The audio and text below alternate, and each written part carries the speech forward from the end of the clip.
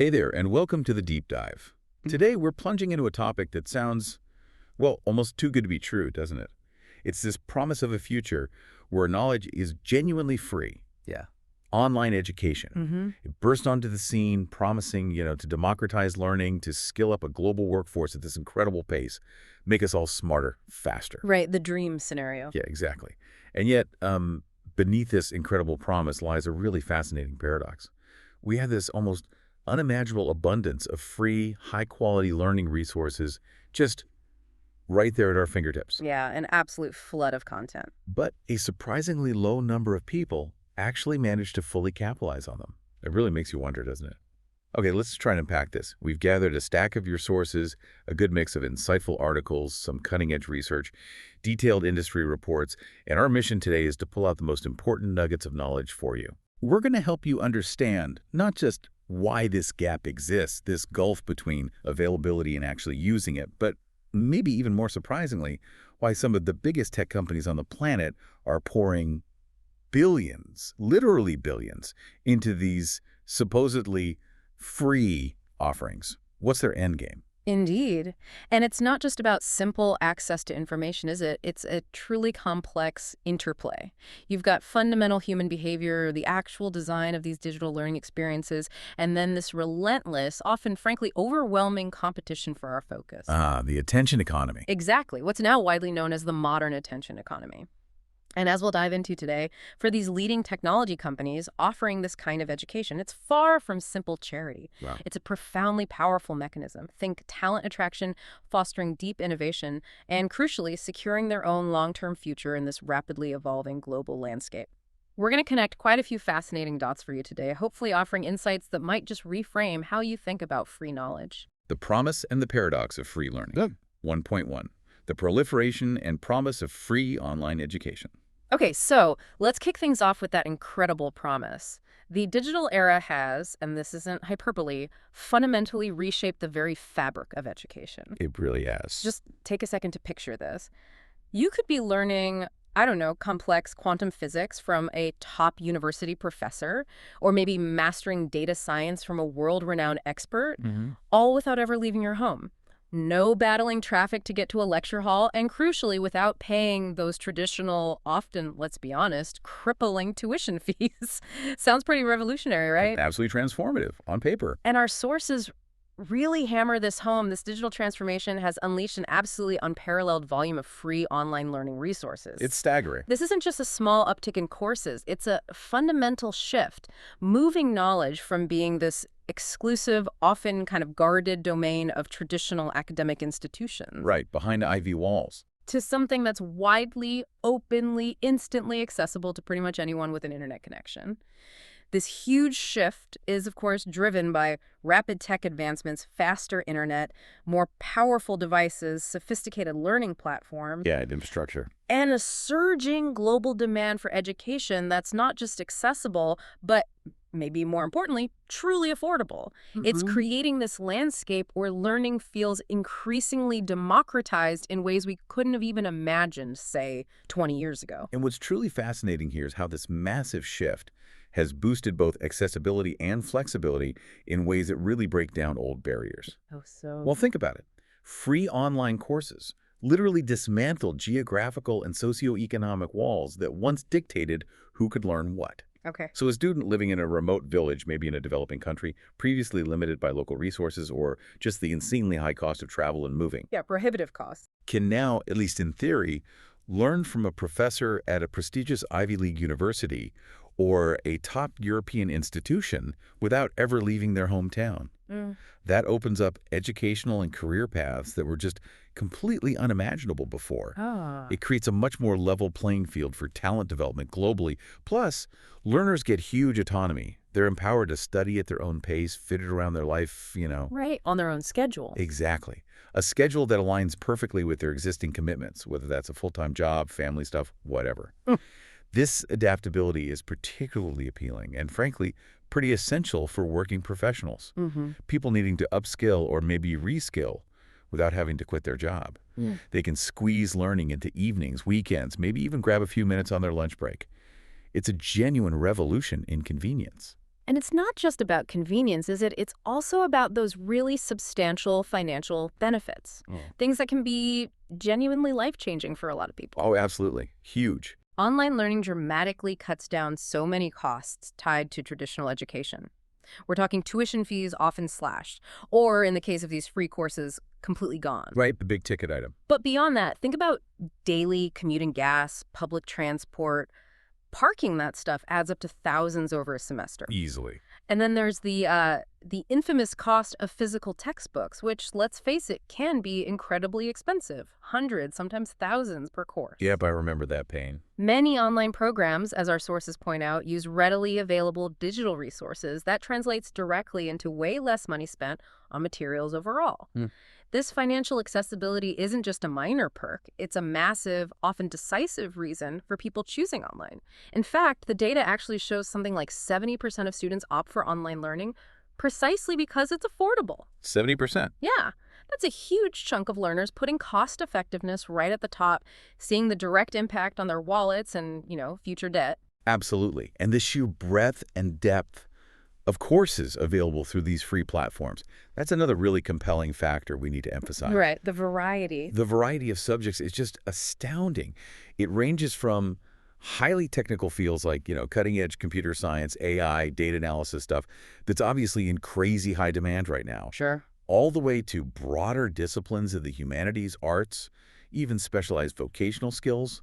This huge menu lets learners explore diverse interests, maybe pivot their careers, or pick up entirely new skills without that massive financial plunge you often need in traditional settings. And crucially, these courses directly, demonstrably contribute to career advancement. Employers are increasingly valuing continuous learning. They like seeing that initiative, that independent skill acquisition, not just a static degree from years ago. So it's not just about the formal diploma anymore. Not solely, no. Even, say, humble certificates of completion from these free courses can be tangible, persuasive proof of dedication and having specialized expertise. Yeah. They can seriously enhance a resume, beef up a LinkedIn profile, open doors to new jobs. Interesting. They show a proactive, self-driven approach to professional development that, frankly, modern employers really crave.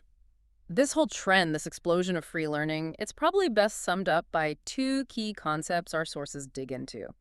Massive open online courses, MOOCs, Yep, the famous MOCs. and open educational resources, OER. Platforms like Coursera, edX, Khan Academy, they've become household names, haven't they? Pretty much. Making huge amounts of high-quality content from really prestigious places. We're talking MIT, Harvard, Stanford, widely available to anyone with internet. Right. Top-tier content. MOOCs especially represent what our sources call a post-industrial model of teaching and learning. Think about a post-industrial society. It's about information, services, customization, scale. Network knowledge. In education, this means MOOCs actively challenge the very structure of traditional education. They unbundle course content from the traditional credential, offering free access to the core material, and sometimes even the potential for partial credit towards a full degree. That's the really disruptive part. It's genuinely provocative, isn't it? Yeah. Could this model fundamentally shake up higher education's escalating costs and that crushing student debt burden? It certainly feels like it has the potential, a huge potential. I sense a but coming. Well, what's truly fascinating here, and really important to nuance, is that while this whole narrative of democratization of education is compelling and largely true for access, its reality is much more complex than just making content available. The widespread availability definitely democratizes access to information. Anyone with internet can theoretically start a course from Harvard, right? However, and this is the absolute crux of the paradox we're exploring, this democratization of access does not automatically translate into a democratization of successful utilization. Or, more importantly, outcome attainment, actually finishing and benefiting. Okay. So access isn't the same as success. Precisely. The real barrier shifts. It moves from being purely financial paying tuition to a much more intricate, often invisible set of challenges. Things related to individual self-regulation, digital literacy levels, and sometimes the learning environment itself. Is it supportive? Is it full of distraction? Right. This means that simply providing free content, while it's a crucial and commendable first step, is ultimately insufficient to achieve truly equitable and widespread learning outcomes at scale. Yep. You need deep systemic interventions to tackle these non-financial hurdles that, as we'll see, so often stop learners from finishing courses and using what they've learned. That's a critical point. Yeah. And it leads us straight to the elephant in the room, doesn't it? If all this amazing content is free, how on earth is it sustainable long term? Who's actually paying for it? Or what's the long game for these providers, especially when they're offering top-notch stuff from big-name universities? It's an evolving model, definitely multi-layered, a fascinating case study in digital economics, really. How does it work then? Well, some discussions in our sources highlight the genuine potential for free MOOCs to set kind of zero or near zero price expectation for the whole online industry. Setting the bar low, cost-wise. Exactly. And once that expectation is set, they argue it could be incredibly hard to reverse, fundamentally changing what people are willing to pay. However, in practice, many platforms are quickly adopting pretty sophisticated hybrid approaches. Okay, like what? So the core educational content, yeah, that might stay free for broad access to get people in the door, but the real money often comes from value-added services. Ah, the upsell. Kind of. Things like charging fees for ID-verified certificates that formal, verifiable credential employers recognize, or for comprehensive grading, personalized feedback, maybe one-on-one tutoring, even content licensing deals with other institutions. Okay, so freemium, basically. Essentially. These models suggest that while adding one more user to an online class might cost almost nothing, zero marginal cost. Right. The initial creation, the ongoing maintenance, and crucially, the validation of high-quality content and support services still involves significant real costs. Oh, So the free part is often a strategic loss leader. okay, makes sense. It's designed to attract a massive user base, build brand awareness, create a funnel for those paid services. It might also be subsidized by other revenue streams like tuition from paying students in full credentialed programs, donations, maybe even R&D funding tied to the platforms. Well, it's complex. Very. It strongly suggests the future is likely a tiered system. Basic access to knowledge stays free and open, but recognized credentials, advanced support, guided learning pathways, those often come with a clear price tag. So, for you, the listener, while that core knowledge might be freely available, that official stamp of approval or deeper support, that often costs something. It's about knowing what kind of free you're actually getting. Yeah. 1.2, unpacking low completion rates, barriers to utilization. Okay, so here's where it gets really interesting and maybe, frankly, a little bit frustrating. Despite all these amazing advantages we've just laid out, the access, the flexibility, the cost savings, free online courses, especially MOOCs, are famously plagued by these notoriously low completion rates. It's dismally low, yeah. We're talking like 5% to 15% of people who enroll actually finishing. That's just a tiny, tiny fraction of the potential reach. So what on earth is going on? Why is there this massive, persistent gap between the grand promise of free learning and the often quite disappointing reality of people actually using it effectively? It's a deeply complex issue, no single answer. But a primary set of factors lies squarely in, well, human behavioral aspects. Like what? Laziness? Not just laziness, though, maybe related. First, and this is maybe the most counterintuitive bit, there's often a distinct lack of extrinsic incentive. Meaning? In traditional education, dropping out has clear, tangible, negative consequences, right? You lose money, you paid for tuition, you get failing grades, maybe there's even social stigma from family or friends. Pressure to finish? Exactly. Those external motivators are largely absent in free online courses. There's often no fixed curriculum tied directly to a degree, no immediate financial hit if you stop, no social pressure from classmates you see daily, and frequently, not much direct personalized push from instructors. Okay. This lack of accountability means learners often don't feel a compelling reason to push through when things get tough, especially if studying isn't their main priority. The optional nature of enrollment makes this worse. People might join just out of curiosity, a fleeting interest. Yeah, I've done that. Clicked enroll and then Yeah. nothing. Right. Leading to tons of unreal registrations accounts made, maybe a module sampled, then total inactivity. This casual approach just diminishes commitment right from the start.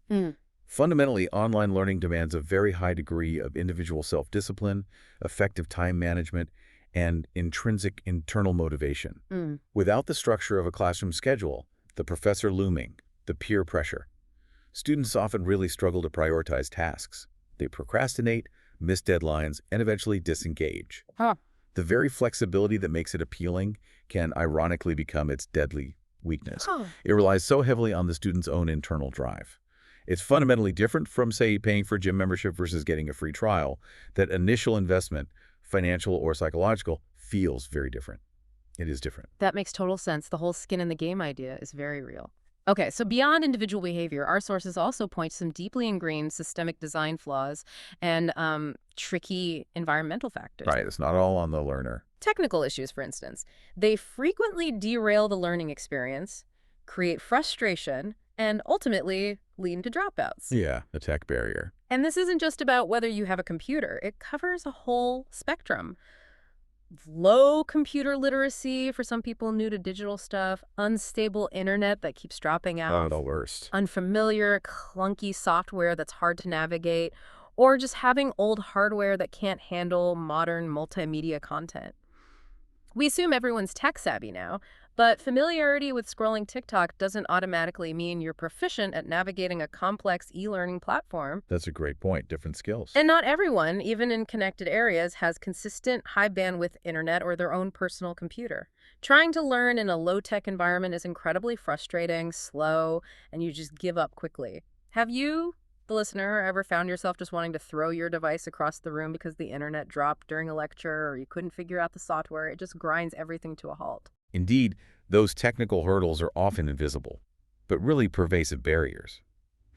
Another critical challenge: that profound sense of isolation and the distinct lack of immediate communication and support in many online courses. Yeah, learning alone can be tough. Very tough.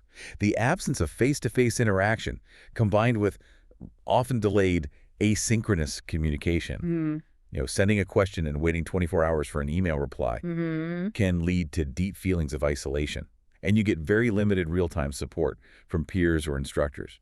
This lack of a vibrant, immediate learning community can seriously diminish motivation and that sense of belonging, which are absolutely vital for staying engaged in any learning effort. Right. Humans are fundamentally social learners. Yeah. We thrive on interaction, shared struggle, solving problems together. The often solitary, anonymous nature of many free online courses just works directly against that basic human need for connection. And then there's this pervasive issue of information overload, a truly modern affliction. Tell me about it. In an era of just constant, relentless digital bombardment, we're literally encountering an overwhelming amount of data every single day. Just think about your average morning. Emails piling up, social media updates, news alerts pinging, app notifications. It's exhausting. This cognitive overload isn't just annoying, it can lead to genuine confusion, higher stress, real difficulty concentrating on any one thing, and ultimately, it impairs our ability to retain new information. Yeah, our brains just aren't built for it. Our sources point out the human brain has a finite capacity to absorb, process, and organize all this information. Trying to handle too much at once dramatically diminishes attention spans and overall productivity. This isn't unique to online learning, of course, but it's definitely exacerbated by constant digital exposure and the sheer volume of content out there. It makes it incredibly hard to filter what actually matters. You're absolutely right. And critically, the very design and quality of the learning materials themselves can be a significant, often overlooked, barrier to finishing. How so? With literally thousands upon thousands of courses available online, a lot of the content ends up being generic, maybe text-heavy, or just fundamentally unengaging. That kind of material struggles immensely to capture and, more importantly, maintain attention. Especially now. Modern learners, we're all accustomed to dynamic, visually rich, highly interactive digital experiences from entertainment platforms. We demonstrably have shorter attention spans. This means educational content needs to be short, sharp, visually stimulating, rich in multimedia. Think to engaging animation, interactive quizzes, embedded videos, simulations to truly sustain interest. Right, compete with Netflix. Pretty much. Imagine trying to read a dense 50-page PDF right after watching an hour of high-production streaming content. It's a jarring cognitive leap. Furthermore, the perceived value of free courses also plays a subtle but powerful psychological role. Interesting. While they offer valuable knowledge, there's sometimes this persistent, maybe unfair misconception that they lack formal accreditation or real academic substance. This can subtly undermine a learner's motivation if the credential isn't clearly recognized for their specific career goals, making them less likely to invest the hard effort needed to complete it. It really sounds like the free aspect itself, which is meant to be the big benefit, can actually be a double-edged sword. Exactly. While it dramatically increases access, the absence of that direct financial investment, that skin in the game, seems to remove a really powerful external motivator. Hmm. In traditional education, the money you pay creates a tangible commitment.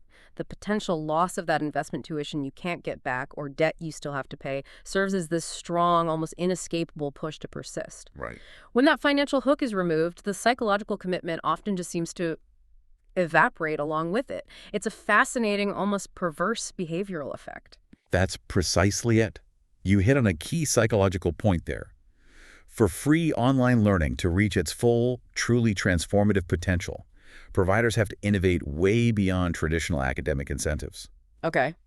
They need to actively cultivate intrinsic motivation, that internal desire to learn just for the sake of learning. And, maybe even more importantly, they need to establish clever artificial accountability structures. Artificial accountability, what does that look like? Structures that creatively replicate the cost of traditional education, not in money, but in terms of dedicated effort and significant psychological investment.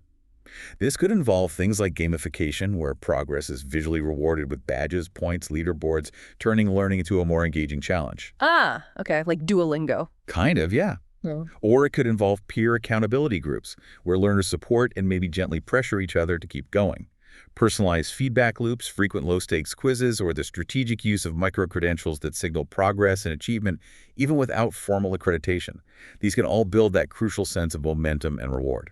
So using psychology. Exactly. It's about leveraging the same psychological hooks that make games so compelling, but directing them towards educational goals. This also leads to a crucial reframing of that old term, the digital divide, doesn't it? It seems like it's evolved way beyond just access to tech. It absolutely has.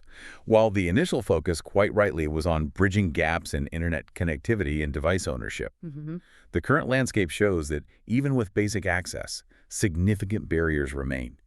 Technical issues like slow internet making videos unwatchable or confusing software interfaces, plus varying levels of computer literacy. These continue to hinder effective learning. Right. Furthermore, the home environment itself can become this new, subtle form of digital divide.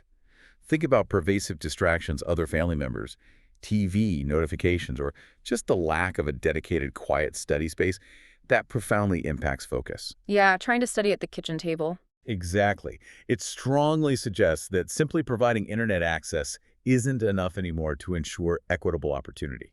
You need a much more holistic, robust approach, investing not just in content, but in comprehensive digital literacy training, robust tech support, and even practical guidance on creating conducive learning environments at home. That's how you ensure learners can truly benefit. And this engagement crisis we see so clearly in online learning, it's not an isolated problem. It's a direct, almost unavoidable reflection of that broader phenomenon we keep mentioning, the attention economy. Right, it all connects. The constant complaints about learners' short attention spans, the competition from literally millions of distractions like social media, they align perfectly with the core principles of the attention economy, where digital platforms are meticulously engineered, often with behavioral scientists on staff, specifically to hijack focus and condition our brains for these quick bursts of content. So online learning is fighting the same battle as everything else, trying to get our focus. Precisely. The challenges faced by online education aren't unique to academia. They're profound symptoms of a fundamental societal shift in how we process information, driven by digital media.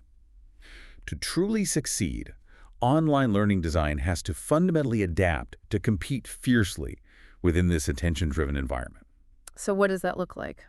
It means incorporating elements that mirror the engaging, interactive, and immediately rewarding nature of popular digital platforms. But, and this is critical repurposed for productive learning outcomes, it's about turning entertainment design principles into educational power tools. Your sources actually provide a really insightful visual summary for us, kind of laying out the pros and cons side by side. Yeah, that table was useful. If we do a quick rapid-fire comparison, it paints a very clear picture of this duality. On one side, you've got global accessibility, learn anywhere, anytime, fantastic. Mm-hmm. But on the other, there's this nagging perceived lack of value or official accreditation that can undermine motivation. Right, the credibility question. Then there's unparalleled flexibility for learners to set their own pace, which sounds great, but it's countered by significant self-discipline challenges and the ever-present problem of time management. The flip side. We see incredible opportunities for career advancement, getting better jobs, but then frustratingly low completion rates hold people back. Yep. And while digital devices and internet access are essential tools, they often come bundled with hidden technical difficulties that just derail progress. It really drives home the complex, often contradictory nature of this whole free learning landscape. The modern attention economy. A fierce battle for focus. 2.1, defining attention as a scarce resource. Okay, so we've hinted at it quite a bit, and now it's time to really dig in. The attention economy. This concept is absolutely crucial, fundamental even, to understanding why free online learning faces such an uphill, almost existential battle. It really is central. Human attention has emerged, and this isn't an exaggeration, as perhaps the single most valuable and increasingly scarce resource in our modern world. More valuable than oil, some argue. Right. To define it clearly, the attention economy is exactly what it sounds like. It's a marketplace where individuals, organizations, platforms, everyone fiercely competes for our finite cognitive capacity, our ability to focus, to think deeply, to process information. In our modern digital world, we are just subjected to this overwhelming, almost suffocating deluge of data every single day. Think about it. Hundreds of emails, countless social media updates, breaking news alerts pinging constantly, notifications from every app imaginable. It never stops. This constant stream doesn't just annoy us, it results in what's known as information overload or cognitive overload. It literally overwhelms our brain's ability to cope. That's spot on. And the human brain possesses a very limited and crucially, largely fixed capacity to absorb, process, and organize this vast and ever-expanding ocean of information. Right, we haven't had a hardware upgrade recently. Exactly. When we're confronted with an excess, individuals experience very real, measurable effects. Significant difficulty concentrating on any single task, persistent indecision because there are just too many choices, heightened stress levels from the constant demands, and a noticeable shrinking of our sustained attention spans. Yeah, I feel that. As the sheer volume of information continues to expand exponentially, I mean, think about the data created every second. The brain's fundamental processing capabilities remain pretty much constant. This inherent imbalance means that attention itself becomes the primary limiting factor in consuming and meaningfully understanding information. So attention is the bottleneck. Precisely.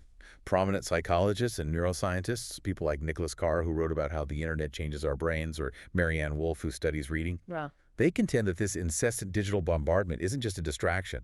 It is actively rewiring our brains. Wow. Making sustained deep focus, critical thinking, genuine contemplation increasingly challenging, almost an unnatural act in our daily lives. So, if our brains are finite and information is basically infinite, what does this fundamental imbalance mean for us, the listeners, the learners? How does this play out in our daily lives and our ability to learn? It means this understanding of attention as this scarce, valuable commodity fundamentally reshapes how value is created, distributed, and exchanged in the digital world. Okay. The concept of attention economics explicitly treats human attention as a valuable, finite resource, and it applies classical economic principles, supply, demand, competition, to its management. This scarcity, driven directly by that pervasive information overload, transforms attention into this highly sought-after asset. Platforms, content creators, businesses, they actively compete to capture it, hold it, and ultimately monetize it. Right. Our eyeballs are the product. In many ways, yes. This isn't just a psychological observation. It's a profound economic shift, influencing everything from advertising to how news is delivered. For any entity, including educational providers trying to genuinely engage an audience, the focus absolutely has to move beyond simply providing information. Because information is everywhere, often free. Right. Instead, the focus shifts to strategically competing for the limited cognitive bandwidth required to process and meaningfully absorb that information. This forces a fundamental rethink of content design, delivery methods, engagement strategies. Everything has to be optimized to vie for and sustain human focus amidst this sea of digital noise. It's basically an arms race for your brain's processing time. 2.2, the landscape of distraction, social media, and digital platforms. Okay, so if attention is this scarce, valuable resource, where is this intense battle for it being fought most fiercely? I mean, it seems pretty obvious, right? Social media platforms, TikTok, Instagram, X, Facebook, along with other digital entertainment platforms, they feel like the primary battlegrounds. Absolutely, they are ground zero. These platforms aren't just designed, they are meticulously engineered, often by teams of psychologists, neuroscientists, data scientists, specifically to capture and retain user focus, often at the explicit expense of sustained engagement with other, maybe more productive activities, including deep learning. Precisely. Mhm. And their core mechanisms are rooted deeply in manipulating our brain chemistry. Things like instant gratification and the creation of these insidious dopamine loops. Dopamine loops, explain that. Social media platforms are fundamentally designed to generate a continuous, almost inescapable cycle of engagement. They use omnipresent notifications, validation-seeking likes, comments, shares, and that endless, algorithmically personalized stream of novel content. The infinite scroll. Exactly. This constant, unpredictable bombardment conditions the brain to crave these quick bursts of information and validation. It actively shortens our attention spans and fosters a dependency on immediate rewards. Dopamine, often called the brain's pleasure molecule, acts as the main currency here. It floods our neural circuits with reward signals, powerfully driving behaviors that seek constant stimulation and social validation. It really is, as some observers have graphically put it, a race to the bottom of our brainstem. Wow. Attention merchants expertly leverage psychological principles like variable rewards. Think of a slot machine. You don't know when the next win or like is coming to heighten anticipation and keep you glued for as long as possible. Consider the addictive pull of a like on a photo you just posted. That tiny hit of pleasure, that brief dopamine surge, keeps you scrolling, endlessly hoping for the next little reward. This environment, this constant pull, it actively fosters a cognitive state often called continuous partial attention, right? And it fuels this whole multitasking myth. Yes, exactly. Continuous partial attention means individuals are perpetually alert, scanning for new stimuli from various digital sources, but rarely truly fully immersed or deeply engaged in any single task. Right, always half listening. This fragmented focus, this constant switching, leads directly to diminished productivity and increased cognitive fatigue. We feel drained, but haven't actually accomplished much deeply. And the multitasking myth is a direct consequence. People mistakenly believe they can efficiently juggle multiple digital activities at once, studying, while texting, watching TV, checking email. Yeah, we all think we can do it. We do. But research consistently, overwhelmingly, shows that switching between tasks significantly reduces overall efficiency and performance. It leads to shallower engagement with each task, not deep processing or true understanding. Our brains simply aren't built for constant rapid context switching, and the impact on human attention spans and our actual capacity for sustained learning, it's stark. It's even alarming. How bad is it? Studies, like those by researcher Gloria Mark, show an alarming decline in the average global attention span. Right. It plummeted from an already short 2.5 minutes back in 2004 Yep. to a mere 47 seconds in recent years. Well, 47 seconds, seriously. Seriously. Less than a minute of sustained focus on average for a digital task before switching.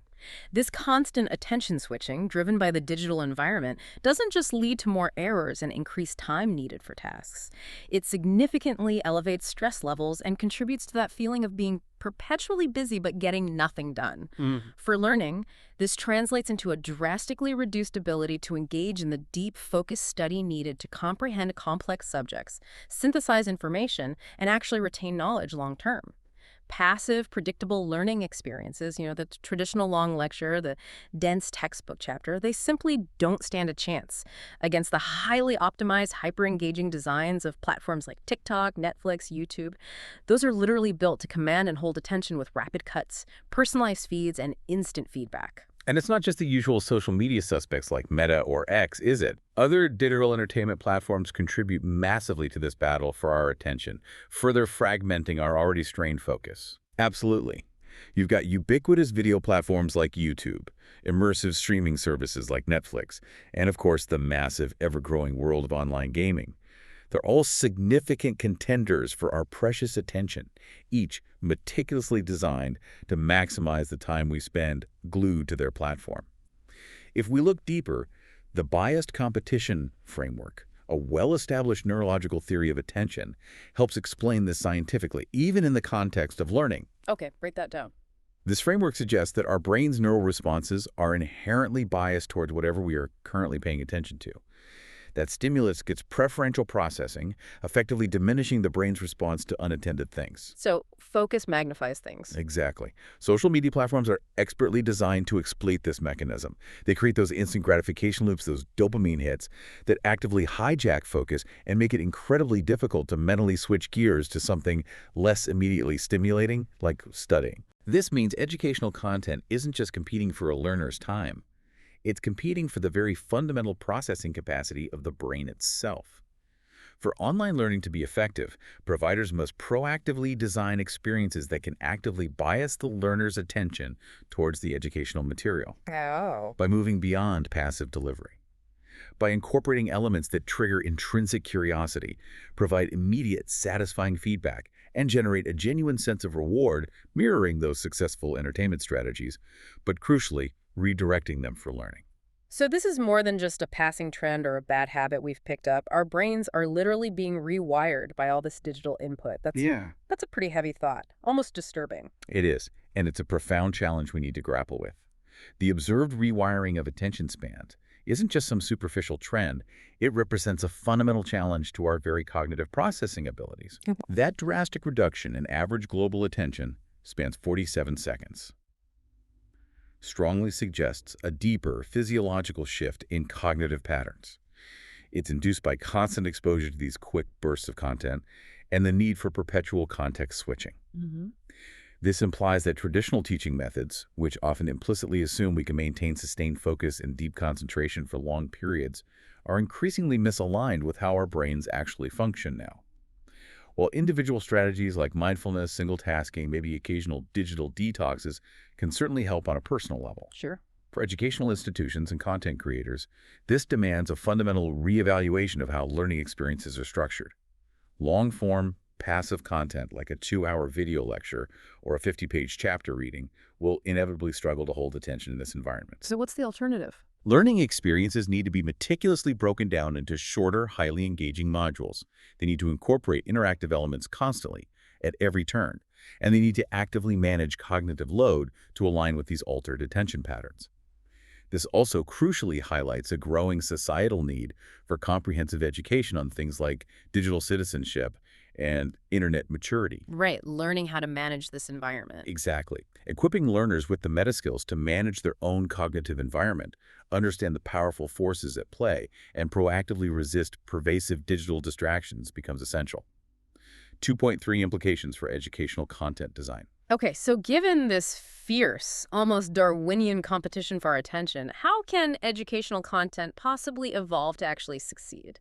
How can it capture and sustain our focus long enough for us to learn something truly meaningful, to build real expertise? Our sources lay out some potent, potentially game-changing strategies. Yeah, there are definitely ways forward. The first, and maybe the most powerful, involves leveraging narrative and emotion. Using what's now often called story-driven learning. The power of story. Think about it. Content that evokes feeling, whether it's a gripping Netflix show, a viral ad, a great novel, it inherently captures attention because emotion fuels memory, and consequently our behavior. We remember stories, not just dry facts. Absolutely. So instead of starting a lesson with abstract theories or a bullet list of definitions, effective educational content should maybe begin with relatable dilemmas, moments of ambiguity, or high-stakes decisions that immediately grab the learner's curiosity and empathy. Look at them from the start. Exactly. Maybe employing a kind of mystery box tactic, providing just enough context to ignite curiosity, allowing unanswered questions to propel learners forward, making them eager for the next piece of the puzzle. Intrigue is powerful. This approach means structuring content with clear story arcs, building narrative tension, presenting maybe incomplete or messy context that mirror how we actually make decisions in the real world, and providing space for reflection, discussion, and eventual resolution. You are far more likely to remember the emotional journey of grappling with a tough problem, seeing how concepts unfold within a narrative, than merely recalling a sequence of slides or bullet points. Building on that crucial point, the second vital strategy is the deep integration of interactive and multimedia-rich content. Simply put, Engaging students actively with diverse media formats, dynamic charts, vivid pictures, compelling audio, and especially high-quality video and animation can significantly boost attention capture and dramatically increase their commitment to the material. Making it less passive. Exactly. Short, sharp content delivery, combined with frequently interspersed interactive elements, think quick quizzes, polls, drag-and-drop exercises, embedded surveys, these provide stimulating, informative breaks. They maintain engagement and actively reinforce learning along the way. Visualizing complex knowledge through professional animation, for instance, can help learners grasp abstract concepts much better and maintain concentration through compelling visual storytelling. It brings otherwise dry ideas vividly to life. It makes the learning active, not just receptive. Okay, the third key area, moving into really personalized learning, involves adaptive learning systems. Ah, yes, AI in education. Tailoring content dynamically to individual learning paces, unique learning styles, even personal preferences that makes the educational experience not just more effective, but inherently more engaging because it feels like it's crafted just for you. Relevance drives engagement. Imagine AI-powered systems providing real-time feedback on your work, instantly adjusting the difficulty of the material based on how well you're doing, and seamlessly delivering customized content exactly where and when you need it most. That removes that frustrating one-size-fits-all limitation of a lot of traditional learning, making the journey feel much more relevant and efficient. That's right. And the fourth vital strategy follows on from that. It's the deliberate practice of spaced reinforcement and an immediate focus on real-world application. Okay, spaced reinforcement. It means key concepts shouldn't just be taught once. They need to be revisited multiple times through short challenges, reminders, maybe reflective prompts, distributed systematically over time, not just crammed into a single, often overwhelming review session at the end of a module. Like flashcards, but more integrated. Kind of, yeah. This active recall helps solidify the memory pathways and ensures much better long-term retention. And crucially, encouraging learners to immediately apply their knowledge in real-world contexts through projects, simulations, case studies, and then maybe inviting them to share their outcomes or challenges with peers. That fosters much deeper understanding and accelerates practical skill development. Making it stick. Exactly. Things like behavioral nudges, timely push notifications, just-in-time content delivered to your device can resurface ideas precisely when learners are most likely to need them, making the learning immediately relevant and actionable. And finally, the fifth essential component, one that directly combats that pervasive sense of isolation we talked about earlier, fostering a strong sense of community and providing robust support mechanisms. Crucial for persistence. Virtual communities, active discussion forums, direct, engaged involvement from instructors, these can significantly boost engagement and intrinsic motivation. This is absolutely vital to counteract the isolation often felt in online learning, which we know is a major reason people drop out. Cultivating strong, supportive relationships between students and educators, and just as importantly, among peers, creates a collaborative and motivating environment. It encourages persistence, shared problem solving, and ultimately deeper, more resilient learning when you feel you're part of something. And what's truly fascinating here, maybe even a paradigm shift, is that the gamification of learning, it's no longer just a nice-to-have pedagogical enhancement. It's rapidly becoming a strategic imperative for survival in this attention economy. So learning needs to be more like a game. In some ways, yes. The inherent need to create engaging learning environments through gamification and interactive tools, the need to hook their attention and keep it with things like animation and compelling storytelling, it directly mirrors the design principles of highly addictive and hugely successful platforms like TikTok and Instagram. Right. Those platforms leverage deep insights into human psychology, instant gratification, those powerful dopamine loops to capture and retain user attention for ages. This strongly suggests that for online learning to effectively compete, it has to actively adopt and reorient the very same psychological mechanisms that drive engagement and entertainment. But, and this is key, direct them towards productive educational outcomes. That requires a different skill set for educators, surely. Absolutely. It requires a fundamental shift in the skill set of educators and content creators, moving from traditional lecture-based teaching to an attention-optimized learning design. Almost like building a highly engaging interactive game where the win condition is knowledge mastery. This insight leads to a broader, maybe even revolutionary observation: the shift from mere content delivery to full-on experience design in online learning. That's a great way to put it. It's no longer solely about transmitting static information, because that's just a losing battle against the attention economy. Instead, it's about meticulously crafting an immersive, rewarding, and maybe even slightly addictive learning experience that actively keeps the learner engaged. Hmm. This paradigm shift moves beyond just uploading recorded lectures or PDFs. It's about designing a holistic learning journey that anticipates and proactively tackles attention challenges head-on. Consequently, the very role of the educator in this new attention economy transforms. How so? From a traditional lecturer, a knowledge dispenser, to more of an experience designer or a learning architect.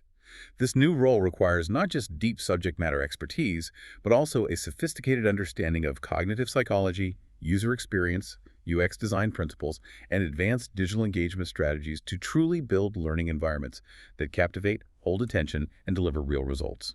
Free education as a strategic lever. Attracting curious and creative minds. 3.1. The intrinsic value of curiosity and continuous learning. Okay, so we spent a good chunk of time exploring the inherent challenges of free online learning, especially fighting against the attention economy. But now let's completely flip the script. Okay.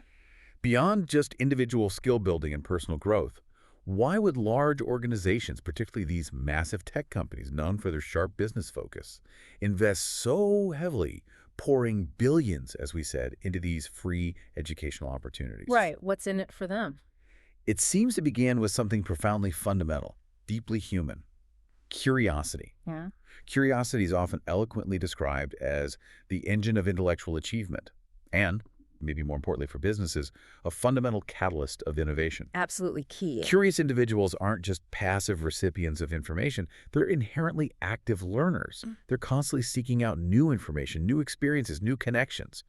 This intrinsic drive is consistently strongly associated with higher intelligence, enhanced creativity, and superior problem-solving skills. Curious individuals naturally tend to cultivate stimulating and creative environments for themselves and those around them, simply because they're inherently open to exploring novel ideas, questioning assumptions, embracing possibilities that others might just overlook. And for organizations, fostering a culture that actively supports, rewards, and frankly harnesses these inquisitive minds is absolutely foundational for sustained success, particularly in what people now call the idea economy. The idea economy. Yeah, an economic landscape where the most valuable asset isn't just static knowledge or physical capital, but the agile ability to generate new ideas and translate those ideas into tangible value faster than your competitors. In a world of constant disruptive change, the most valuable asset any company has isn't just its current skill set, but its collective capacity to learn quickly and effectively,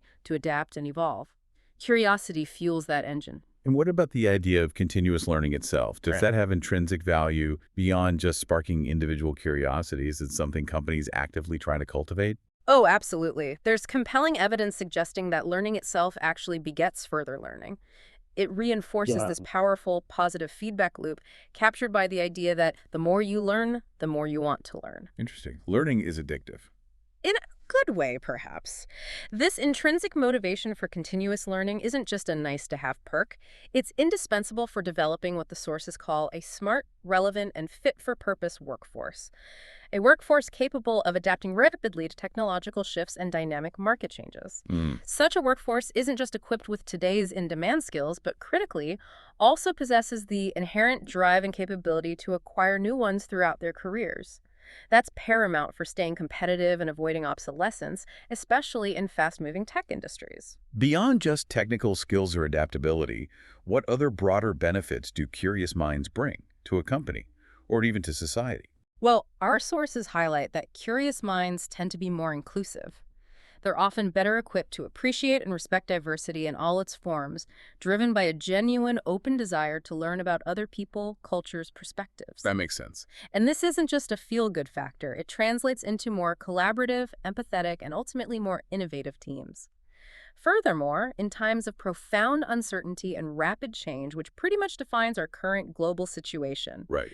curiosity serves as an incredibly valuable psychological tool.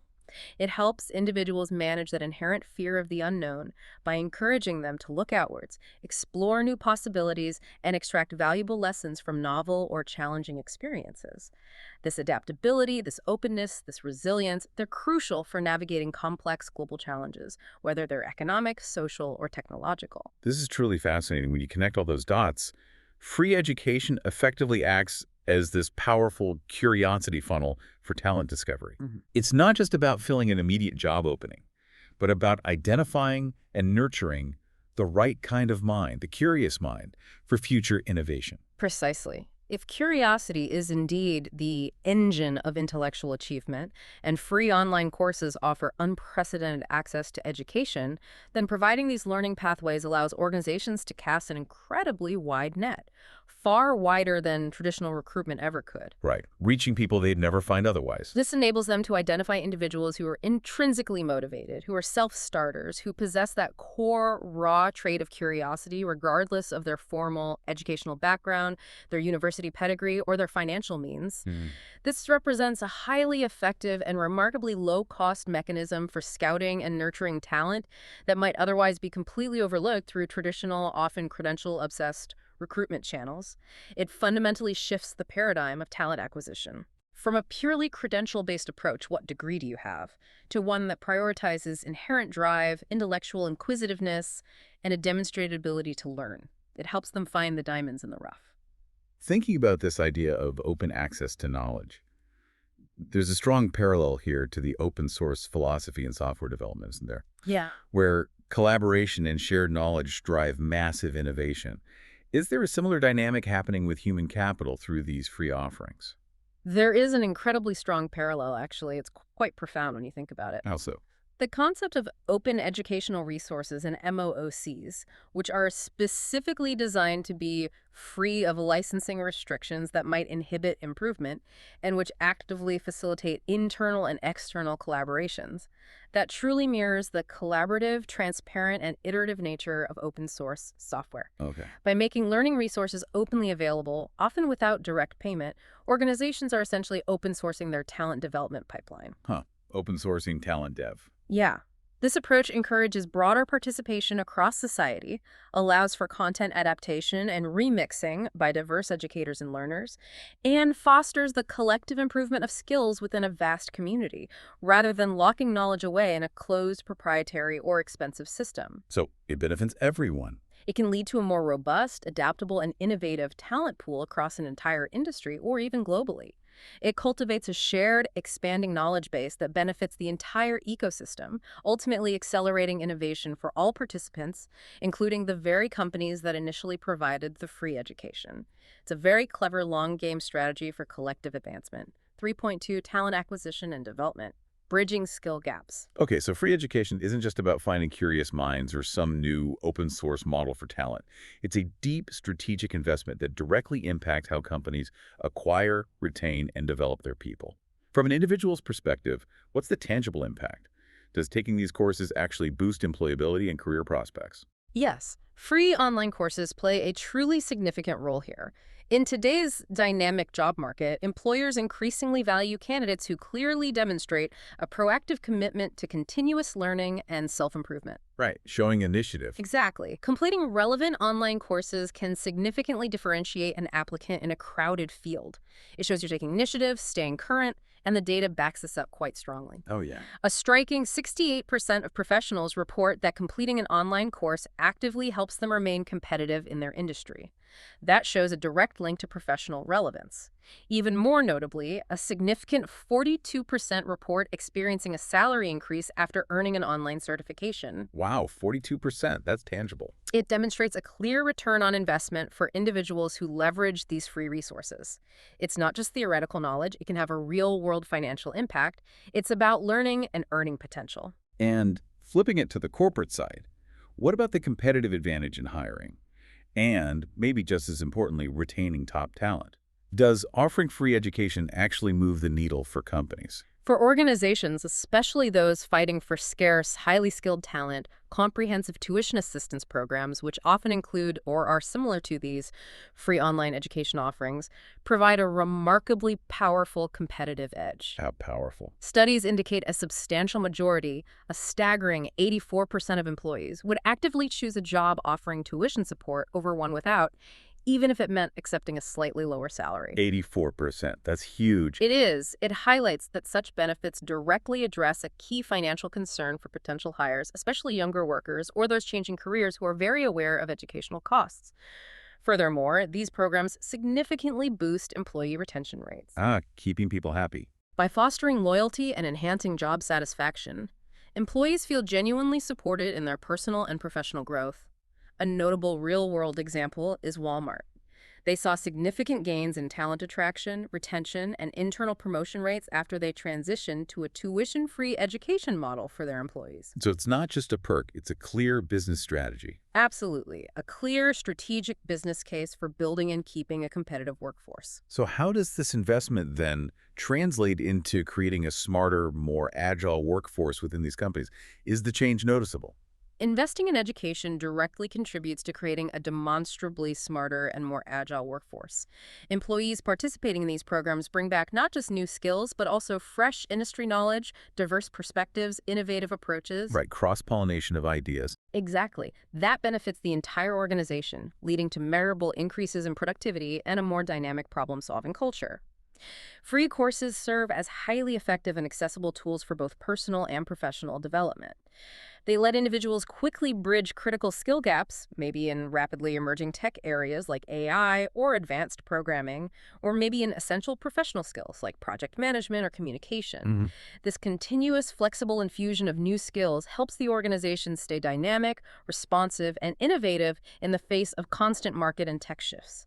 And thinking about broader societal impact, what about diversity, equity, and inclusion? Does free education play a significant role in hitting those DEI objectives within a company or an industry? Absolutely. Free education initiatives align profoundly with DEI goals. By systematically removing financial barriers to education and skill development, these programs effectively level the playing field for advancement. How so? Particularly for underrepresented groups who might not have had access to traditional educational pathways due to cost or location. This direct intervention fosters increased representation in leadership roles over time, promotes upward mobility, and cultivates a deeper culture of continuous growth and opportunity within the organization. That's a powerful driver of internal equity and leads to a more representative workforce overall. This is truly fascinating, almost like a hidden benefit.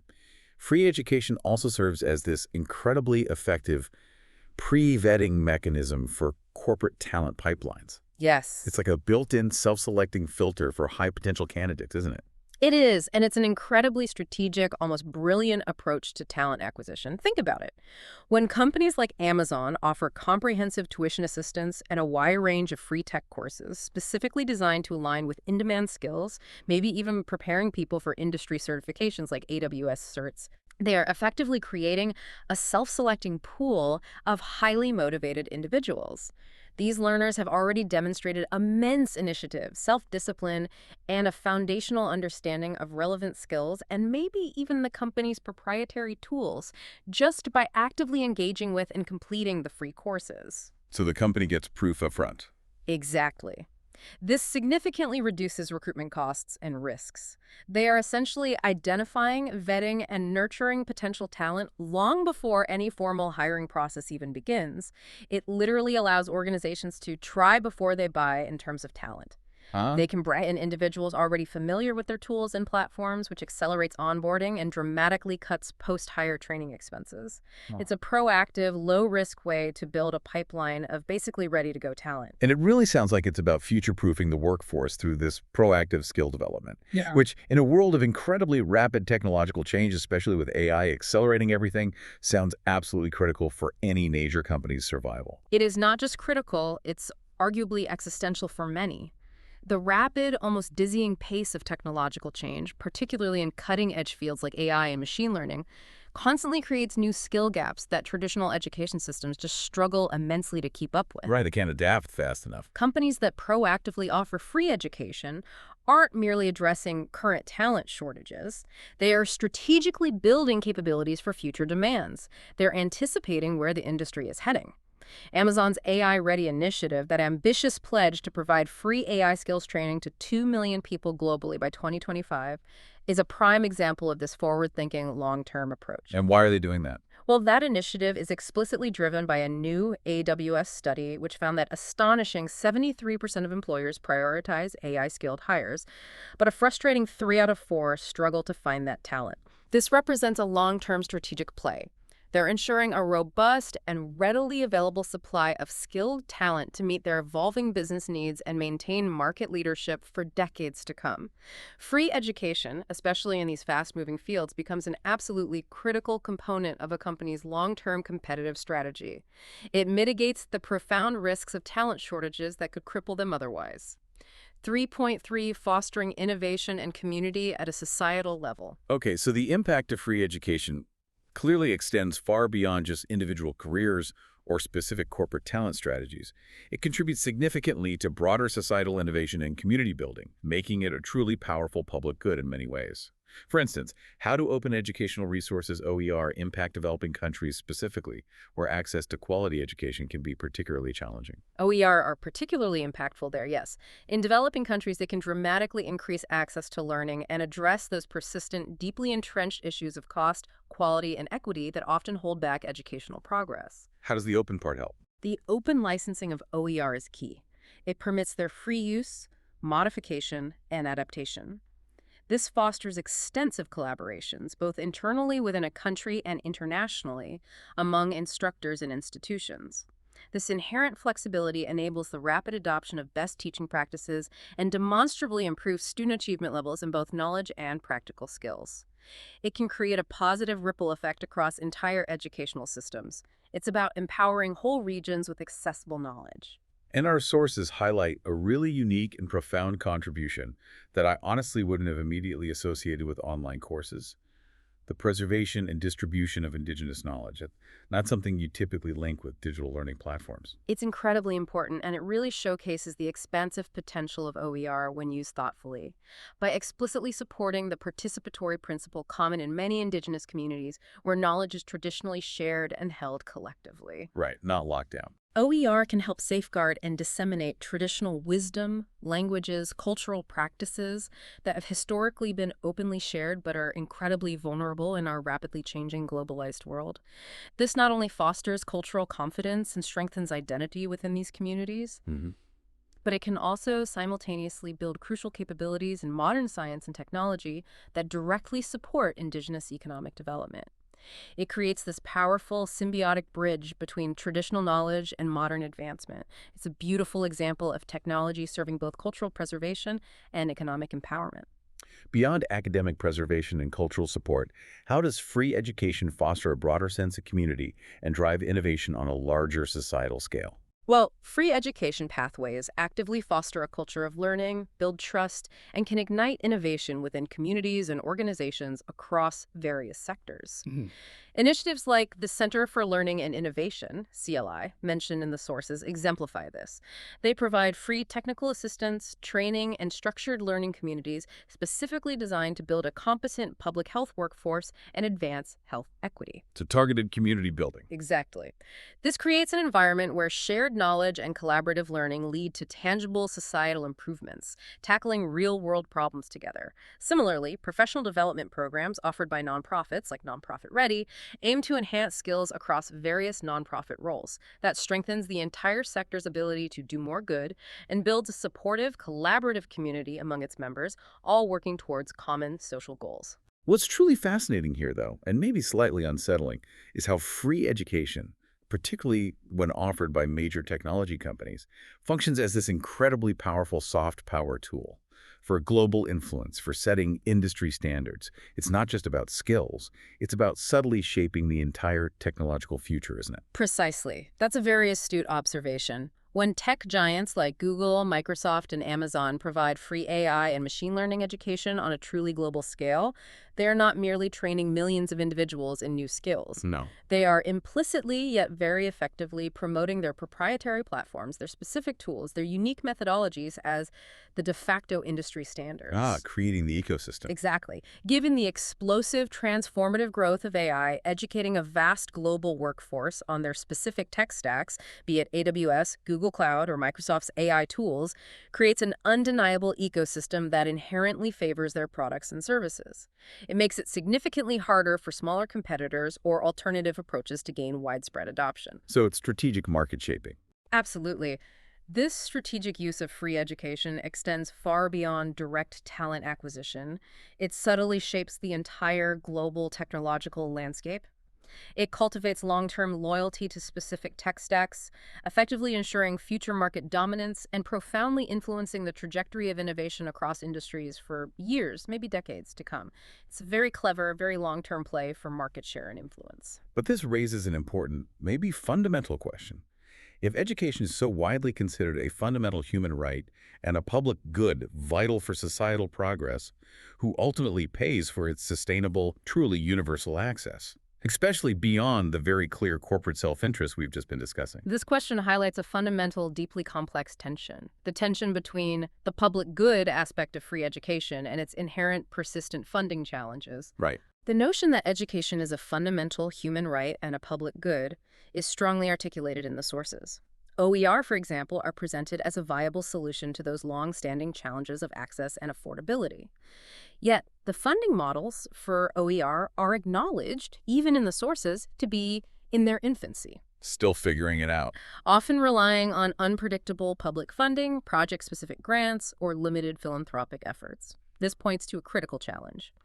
While the societal benefits of free education are clear, immense, and compelling, the sustainable financial model for providing truly free, truly high-quality public education on a universal scale remains largely unresolved. Right. While corporations can and do subsidize free education for very clear strategic business reasons that benefit them, the broader goal of truly universal access to high-quality education as a public good necessitates robust and sustainable funding mechanisms that extend far beyond corporate imperatives.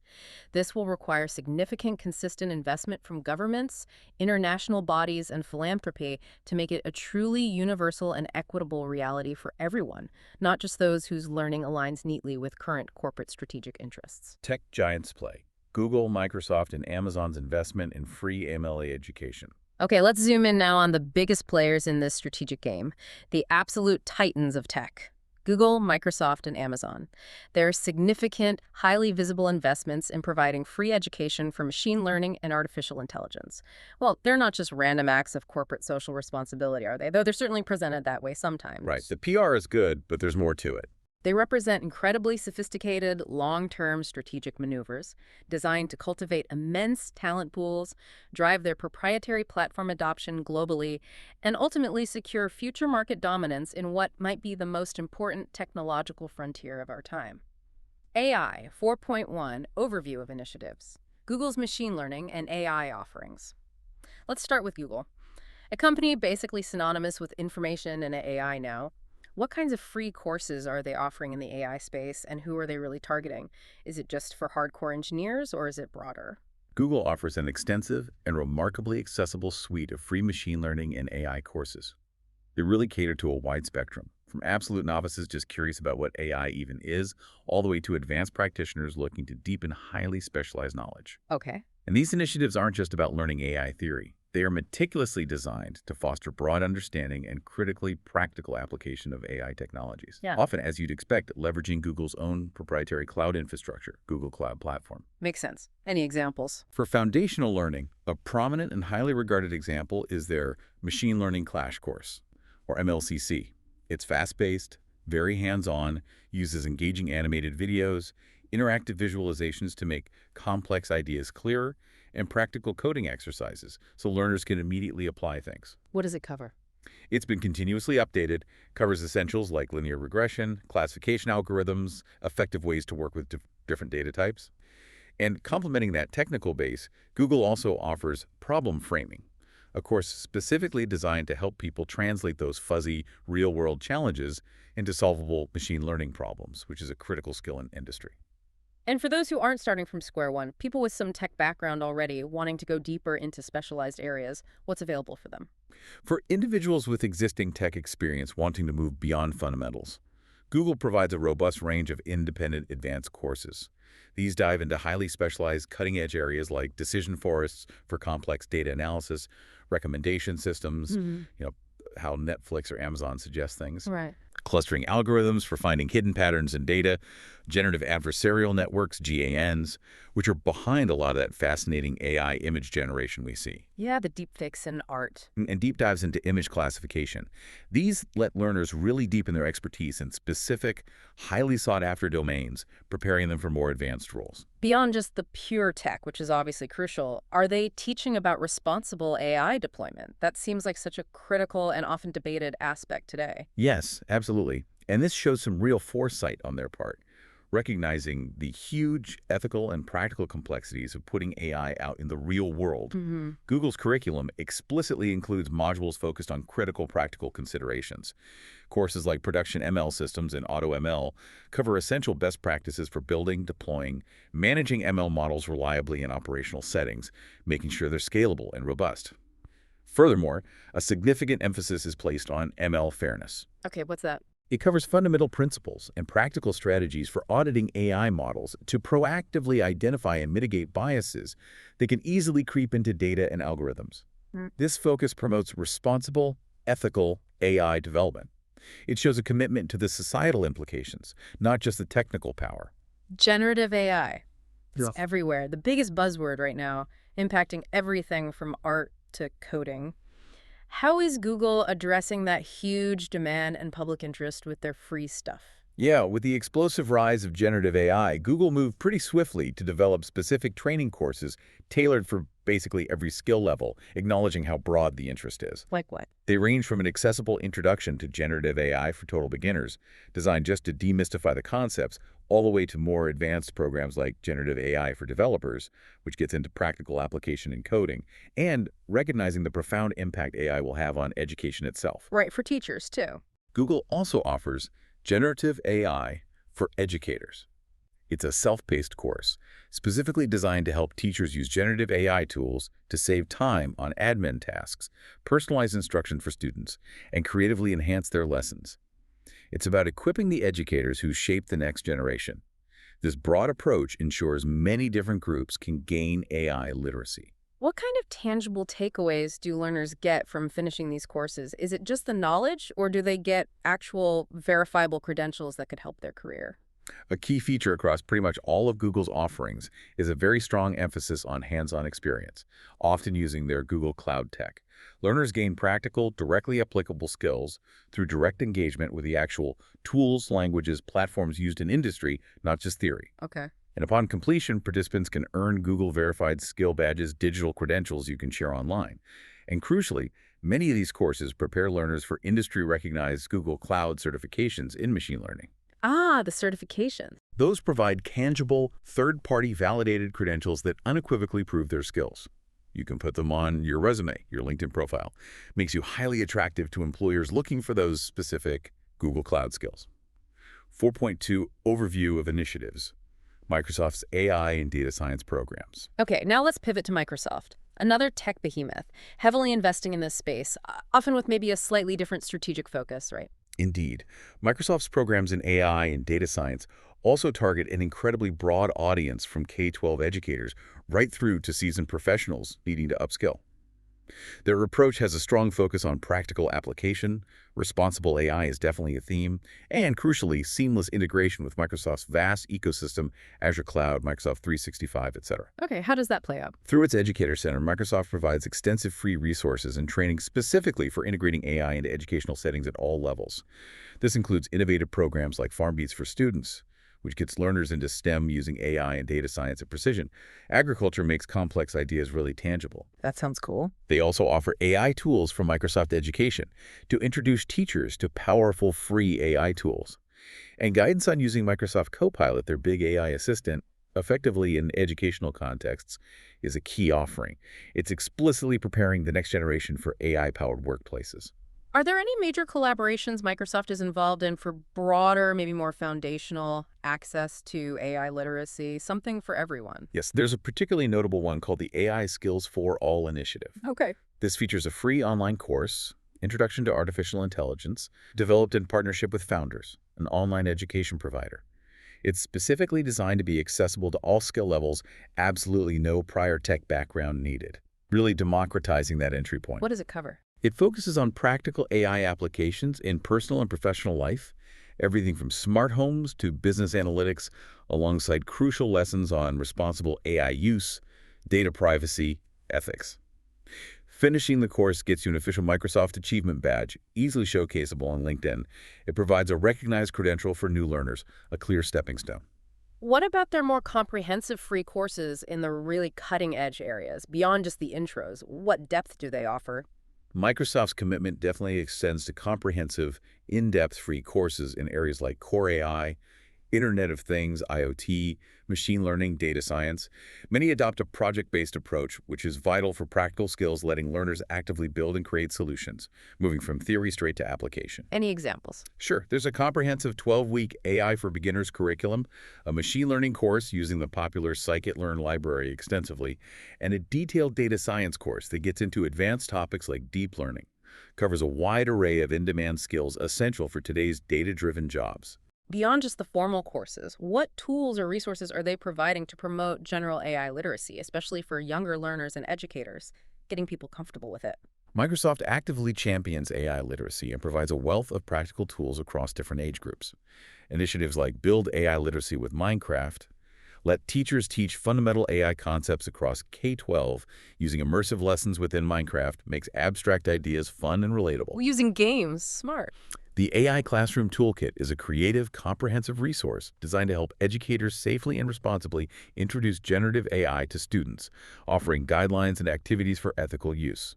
Additionally, they provide valuable resources like a GitHub prompt library curated specifically for education, offering templates and ideas for using AI, and the innovative AI-powered reading coach that generates moderated, age-appropriate AI stories to help improve reading fluency.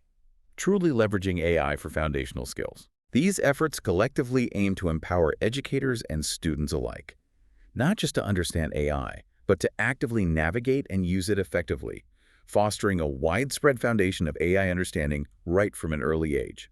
4.3 Overview of Initiatives, Amazon's AWS Machine Learning Training. Okay, finally, let's turn our attention to Amazon. They've made huge commitments, primarily, it seems, through their massively powerful AWS division, their cloud computing arm. That's right. AWS is central to their strategy here. So what are their key offerings, and how do they fit into their broader game plan? Amazon, mainly via AWS, has made truly substantial and highly strategic commitments to free machine learning and AI training. These initiatives are clearly designed to meet that surging, almost insatiable global demand for AI talent, but also, very explicitly, to promote the widespread adoption of AWS cloud services across industries. It's about onboarding a new generation of developers and users onto their platform. How are they doing that? A cornerstone of their effort is the AWS Machine Learning University, or MLU. This program offers extensive free resources and training, with a specific priority given to U.S. community colleges, minority-serving institutions, MSIs, and historically black colleges and universities, HBCUs. Targeting specific institutions. Yes, aiming to broaden access and diversify the tech talent pipeline. And the content provided is remarkably high quality. It's based on the very same rigorous curriculum used to train Amazon's own internal developers. That ensures exceptional quality and direct industry relevance. Okay. The MLU program aims to bridge critical gaps in curriculum time, resources within higher education, empowering educators at these institutions to deliver cutting-edge courses on machine learning and generative AI to a broad, diverse student base, thereby strategically creating future AWS users and advocates. Amazon's got that really bold, overarching commitment with its AI-ready initiative, too, right? That sounds like a massive undertaking. Yes, indeed. Their overarching commitment is powerfully captured in AI Ready. It's a bold, incredibly ambitious pledge to provide free AI skills training to an astonishing 2 million people globally by 2025. 2 million. It's a direct, calculated response to that new AWS study highlighting the overwhelming demand for AI talent. Remember, 73% of employers prioritize AI skills, but 3 out of 4 struggle to find the people. Right. The program explicitly aims to remove cost as a barrier to getting these critical high-demand skills.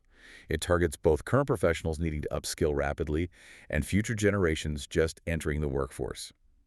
As part of AI Ready, they're launching 8 new, completely free AI and generative AI courses, open to anyone, specifically aligned with in-demand jobs. What kind of courses? They cover the spectrum foundational concepts for beginners, advanced techniques for seasoned techies, even insights for business leaders. These new offerings strategically augment their existing portfolio of over 80 free and low-cost AI and generative AI courses already available via AWS. It's an incredibly comprehensive, almost pervasive offering.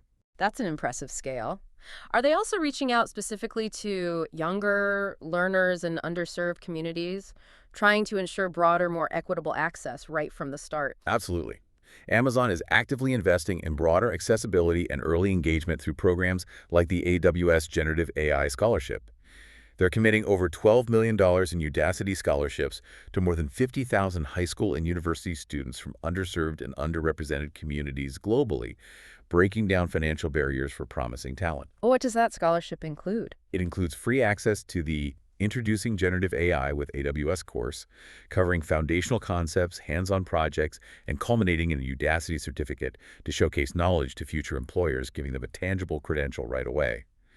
They're also actively engaging even younger learners through collaborations, like the Hour of Code Dance Party, AI edition with Code.org. Dance party. Yeah.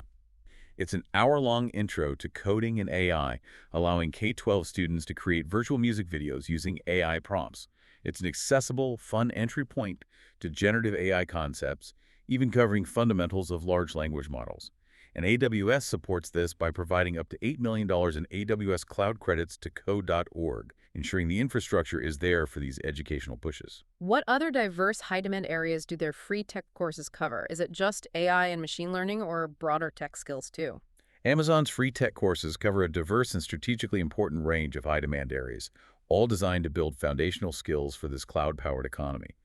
These include AWS Cloud Quest, Cloud Practitioner. That's a gamified, beginner-friendly intro to core cloud computing concepts, making it accessible and engaging. Okay. For those seeking deeper expertise, Machine Learning Learning Plan prepares data scientists and developers for integrating AI, covering crucial topics like model training, complex data science workflows, security, and even prepping for the rigorous AWS Certified Machine Learning Specialty Exam. Right. More certifications. Other notable offerings include a Data Analytics Learning Plan, a DevOps Engineer Learning Plan for software development and operations roles, and shorter, focused courses like Getting Started with DevOps on AWS or Machine Learning Terminology and Process for quick intros.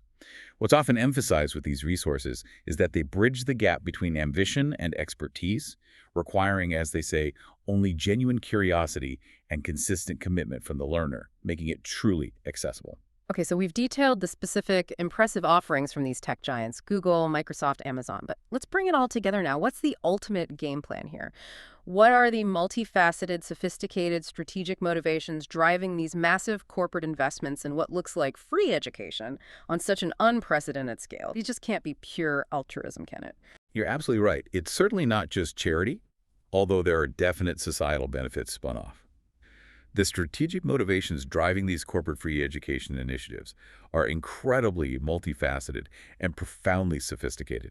Firstly, these programs are a direct, urgent, and incredibly well-calculated response to that pressing global talent shortage and the critical skill gaps in the rapidly expanding AI and machine learning sectors. Remember that AWS study? 73% of employers prioritize AI talent, but 3/4 struggle deeply to find it.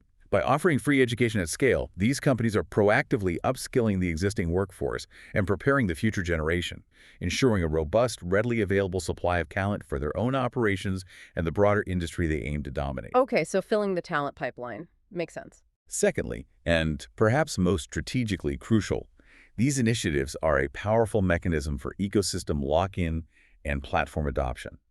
By training literally millions of individuals on their proprietary tools and cloud services, AWS, Google Cloud, Microsoft Copilot, and Azure, these companies cultivate a vast developer and user community that becomes deeply inherently familiar with their specific technology stacks. Right, you use what you know. Exactly. This creates a powerful network effect. It makes it far more likely these trained individuals will continue to use, recommend, and advocate for these platforms in their professional roles. That drives significant future revenue through increased usage of paid cloud services and enterprise solutions. Yeah. It's a very strategic long game. Okay, lock in. What else? Thirdly, these programs serve as a significant brand building and thought leadership strategy. By positioning themselves as benevolent leaders in democratizing AI education, these companies profoundly enhance their corporate social responsibility image and solidify their reputation as innovators committed to advancing the entire field. This public commitment attracts not only future top talent, but also key partners and enterprise customers, giving them a significant competitive edge.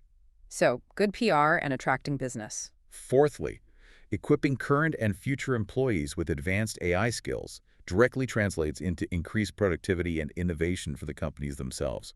Research consistently shows machine learning adoption leads to measurable improvements.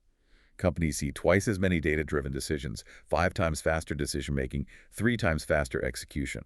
By fostering a more skilled workforce both internally and externally, they enhance their own capabilities, leading to accelerated innovation within their own walls and contributing to the overall advancement of the industry, keeping them right at the forefront. Makes them faster and smarter internally. And finally, these initiatives provide a clear, undeniable competitive advantage in the intense global talent market. Companies offering robust education benefits are demonstrably more attractive to prospective hires.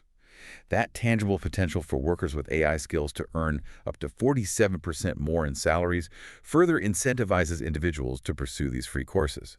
It creates this virtuous cycle where the companies attract and retain top talent by enabling their rapid career growth and offering significant professional development.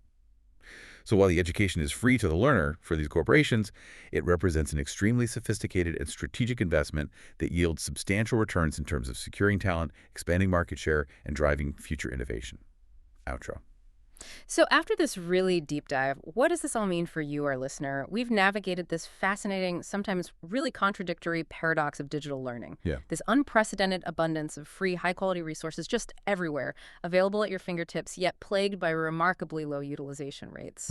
It's clearly far more than just a simple question of access, isn't it? It's this complex, intricate dance involving fundamental human behavior, the very intentional design of digital content, and the pervasive, often frankly overwhelming influence of our modern attention economy. We've seen how the free nature of these resources, while undeniably democratizing access to knowledge for so many, can paradoxically remove that critical extrinsic motivator for actually completing the course. It subtly shifts the entire burden onto individual discipline and intrinsic drive, which is a heavy lift for many. Yeah. And in a world where our attention spans are, well, quite literally being rewired by digital platforms that thrive on instant gratification and constant novelty, online learning has to fundamentally adapt its design. It needs to move decisively from passive content delivery to a dynamic experience design, one that actively competes for our finite cognitive bandwidth, almost, as we discussed, gamifying the process of learning to truly succeed. But perhaps the most eye-opening insight, the one that really reframes the whole picture for me, is how free education serves as this incredibly powerful strategic lever for organizations. Right, the corporate angle. It cultivates curiosity at scale, systematically bridges critical skill gaps in the workforce, and relentlessly fosters innovation at every level, from individual careers right up to entire industries. And nowhere is this more evident than in those massive calculated investments being made by tech giants like Google, Microsoft, and Amazon. Their initiatives are clearly driven by a pressing need for talent in this rapidly evolving tech landscape, coupled with a very sophisticated long-term strategy to lock in users to their proprietary platforms. They're shaping the global technological landscape through a kind of powerful soft power. And while this is immensely beneficial for learners like you, providing invaluable skills and opening new career pathways, it also starkly highlights that broader, fundamental societal challenge. How do we sustainably fund truly universal, genuinely high-quality free education as a fundamental public good? One that transcends and goes beyond the strategic, profit-driven imperatives of dominant corporations. The future of digital learning, then, it seems to hinge on this really nuanced, sophisticated understanding of human behavior, cutting-edge cognitive science, and the ever-shifting dynamics of the market. Maximizing its profound potential requires designing truly engaging, supportive, and strategically aligned learning experiences, experiences that can not only survive but actually thrive in the relentless crucible of the attention economy. So for you, the listener, the ultimate question in this abundant yet incredibly challenging landscape of knowledge isn't just about what's available for free. Perhaps the real question is, how will you choose to strategically invest your most valuable, most scarce resource, your attention? What will you choose to deeply dive into next? And, crucially, how will you ensure you truly learn from it and not just passively consume it before the next notification pulls you away?